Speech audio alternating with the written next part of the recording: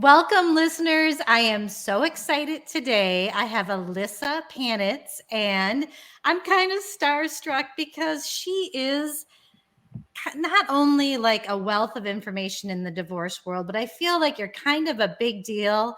You've had a career that you have hobnobbed with the best of them. I mean, you are well known for your little celebrity at home photo shoots. So I'm not going to get too carried away with that, Ilyssa, because I could. But I do want to just delve in that a little bit. And then, listeners, we are going to talk about how she has evolved into a divorce journalist. And there are so many resources that Ilyssa has. She's got a radio show, she's got a website, and there's a magazine called Authority Magazine that you write in, I think, every day. So we're going to get a lot of divorce tips too, but I always want to start with some of those celebrities because she has interviewed like almost every big name that I can think of. So can you welcome, and go ahead and let us know a little bit about your past and what led you to what you're doing now. Well, my past I've always been a journalist, so that's nothing new. I started my career out in news, chasing, breaking news. And then it was a colleague who thought entertainment was better suited for my personality because they're like, you just always walk in the newsroom happy and, news is so doom and gloom. And I'm working at a network and we want to build an entertainment department and you're the one to do it. I'm like, what, red carpets? That's not me. But long story short, I did that for almost 2 decades. And I brought people a lot of happiness. And it was almost like escapism, talking to the celebrities. And people would either, if I was in radio or television or print, wherever I was covering the celebrities, we'd allow people to step out of their world and all the stresses and kind of get a little taste of Hollywood. So that was really what I was doing. Okay, so I just have to pry a little bit more. Who can you knock us out with that you've interviewed? I mean, I know it's almost everyone, but there were so many. I'll think of people who I've just recently seen in the news. John Travolta. yeah. He just celebrated his daughter's birthday. I saw him.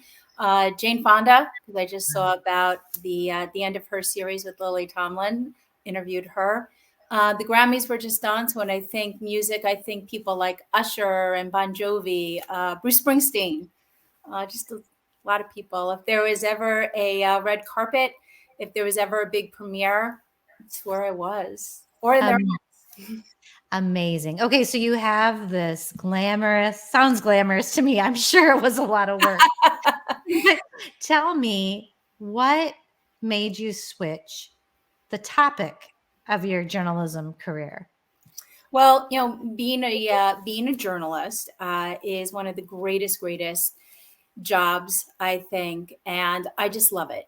But what I had noticed, and it was really during the pandemic when there was no entertainment and I was doing news, that we had correspondents for everything. When I say everything, I don't mean, things like business and medical and sports and entertainment, politics. But I heard transportation. We were talking about skills and deals and exercising and pets. And I was going through a divorce. And I screamed a big profanity at my TV because we were all working from home, which is where I was. And I said, where the blank is the divorce journalist? I'm going through a divorce.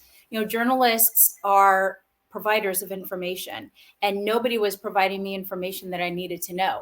And when you're going through a divorce, your brain is mishmash, I call it. And when you try to Google things, there are so many choices that come up that because of where you are mentally, emotionally, and everything is so overwhelming and coming at you, you don't know how to find that information.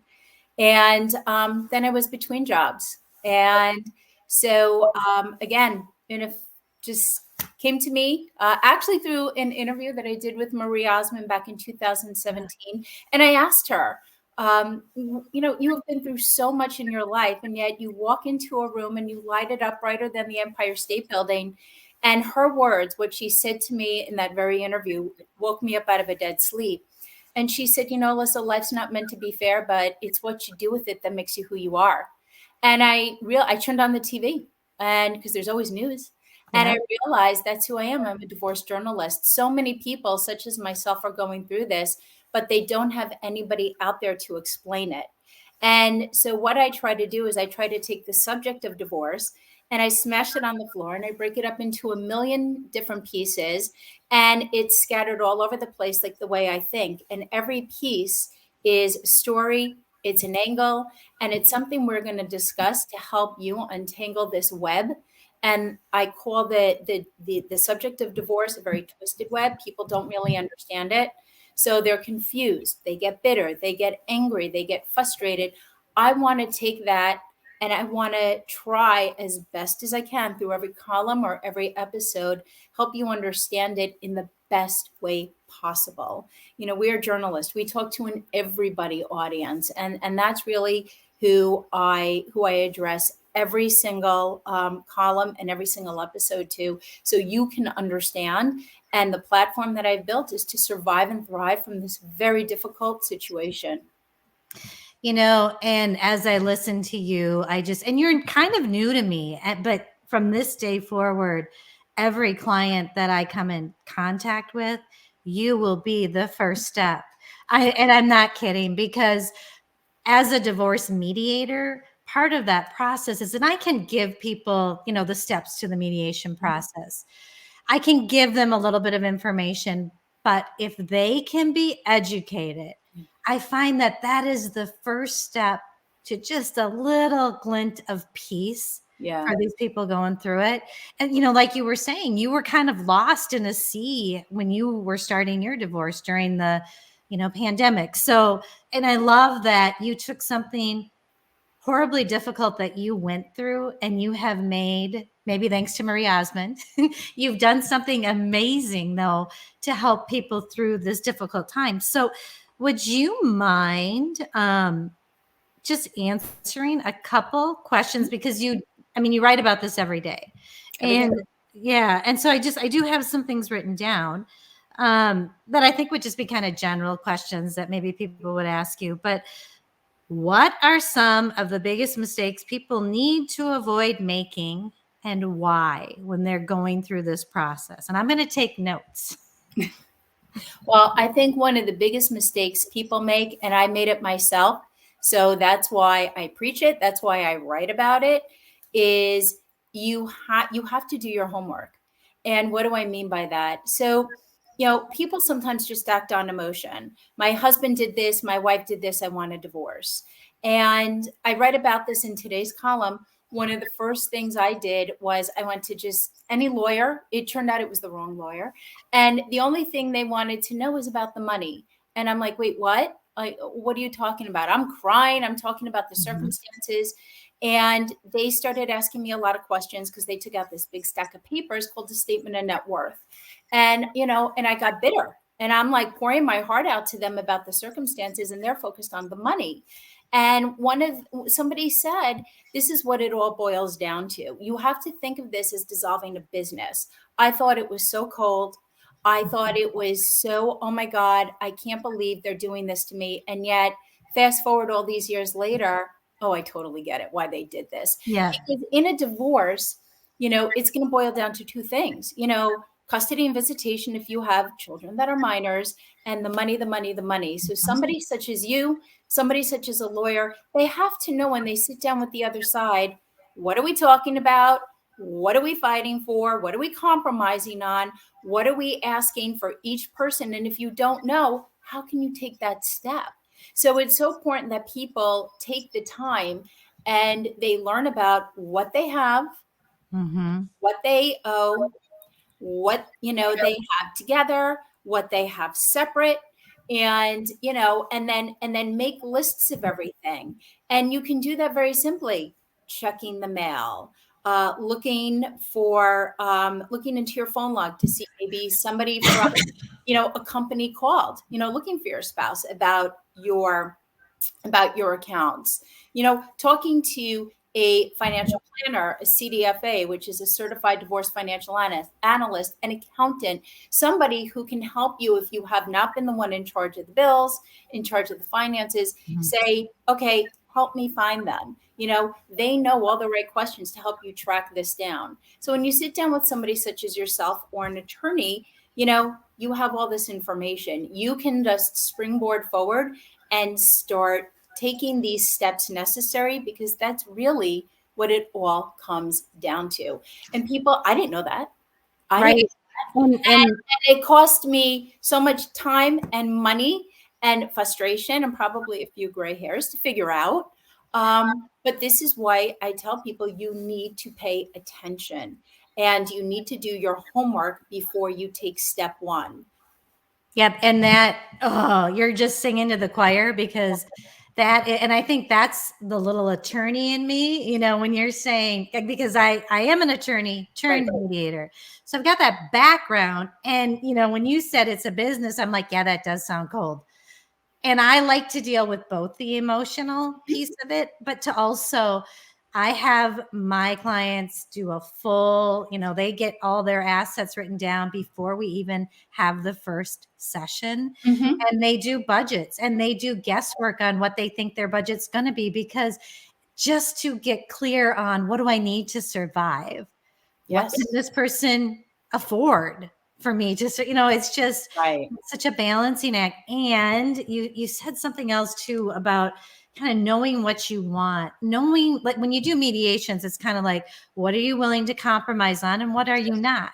And so to have those clear just helps the mediation or even the divorce process move a little bit smoother. So Yeah. love everything you said there. And so important for people to know that if you are starting this process, educate yourself on your own finances and all. Yeah. And like you said, watch the mail, Yeah. you know, and understand it. So I love that you said that. Did you use that attorney? No, well, I did at first, but you know, but I had to switch because they were not the right fit. But that's another thing, you know. I always try to tell people, you know, when you're looking for an attorney, it's great to ask your friends, but your divorce may not be my divorce, and my divorce may Yep. not be my colleague's divorce, and my colleague's divorce may not be their cousin's divorce. So you have to kind of know the players, so to speak, and how you think this divorce is going to play out. Is it where you and your spouse can sit down and do mediation or collaborative? Or is it going to be high conflict and you're both going to need to use litigators? That's, you know, where we hear the term shark, pit bull kind of, Right. because, you know, that's kind of the situation that you're going to be going into. So if you can work with like a mediator, you don't need the high conflict attorney who's going to cost you a lot more. There are so many other ways, and this is again what we try to talk about. We talk a lot about mediation in my columns and on the show, and even collaborative, that, you know, if this is a good fit for you, let me tell you something, you're going to save a ton of money, a ton of time, and you won't have to go get your hair colored because there's no gray hairs to cover You up. know, amen. And I always say it's like it's about the integrity of doing it a better way. Yeah. And for your kids, if you can be a united front, I say this over and over again, it mitigates the damages that divorce can cause when you can co-parent. And Yeah. it's one way that you can. And like you said, not always. It's not always an option. A lot of times it is. And I love doing it when we can. So okay, so now let me kind of switch gears. You kind of reinvented yourself, Yes. right?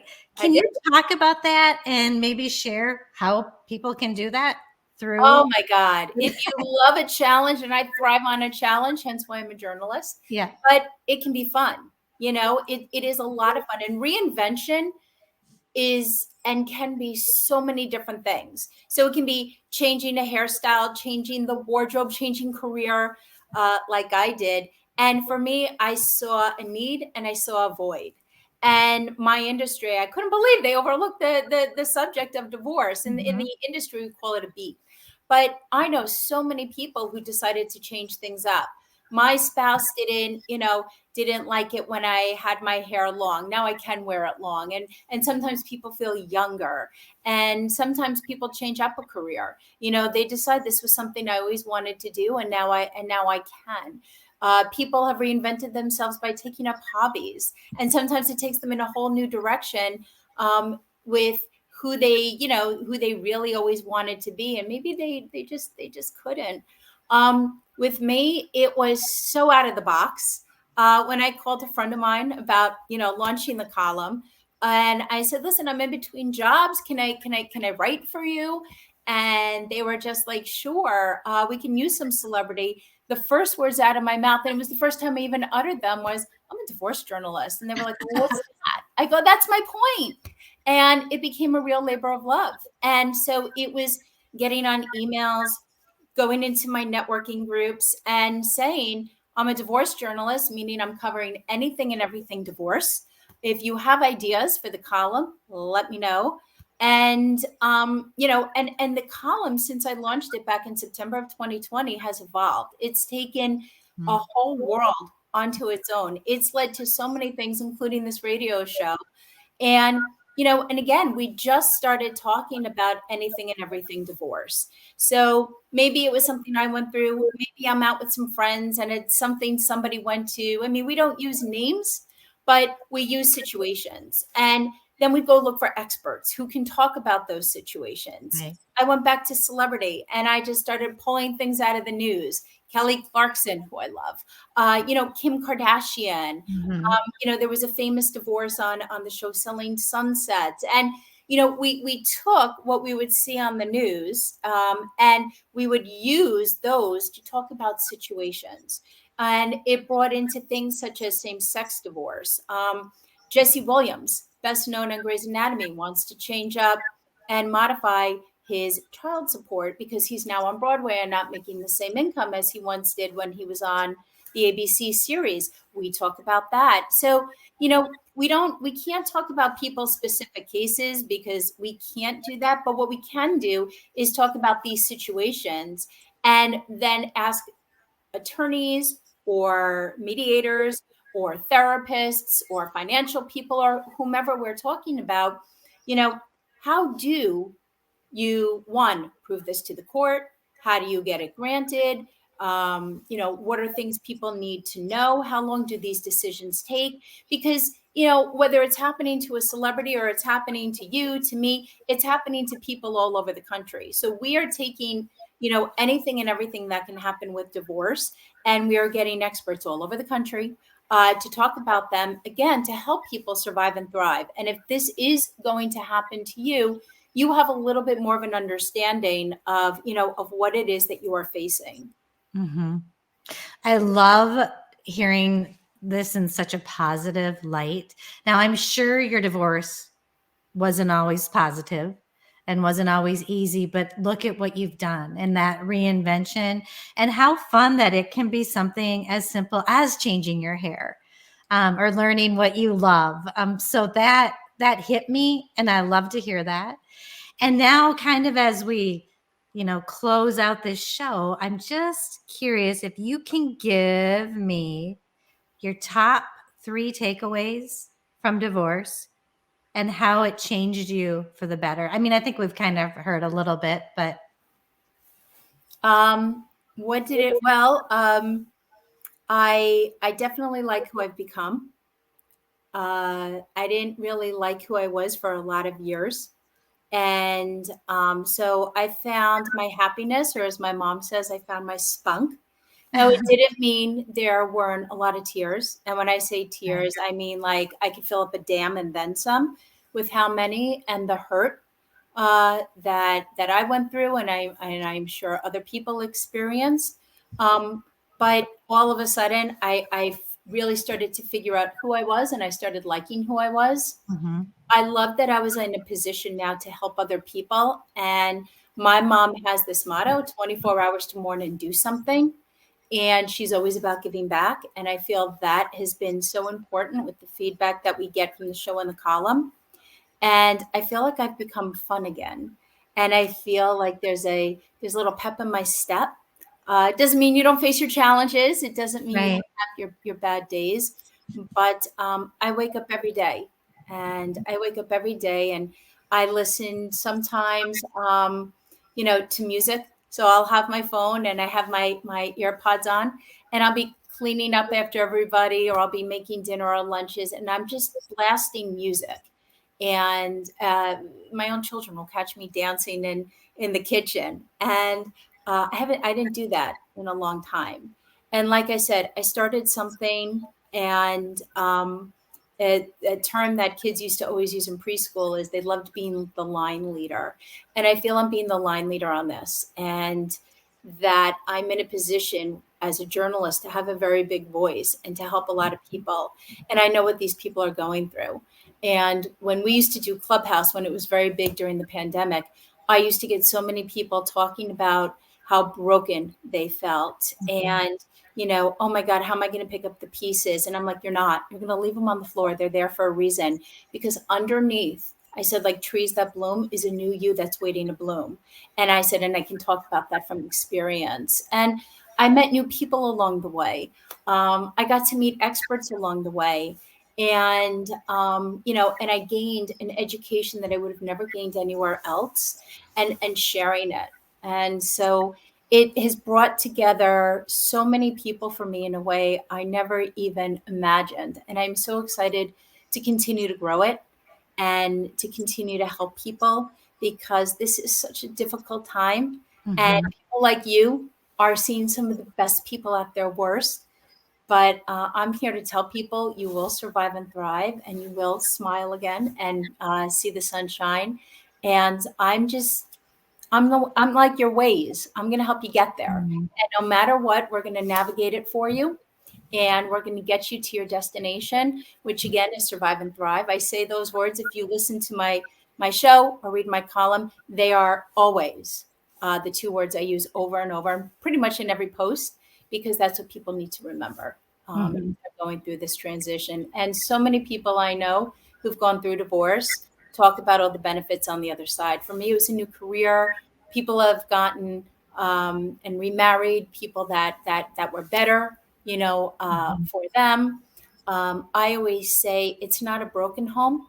If it's a peaceful home, it's a happy home. Right. And, that's the message you want to teach your children and to other people. So I hate when people say the word broken home. I always correct them. It's not a broken home. Is it a peaceful home because you and, your spouse are no longer together, not arguing in front of the children? Well, you know what? That was a positive. And there's so many lessons you can teach your children along the way.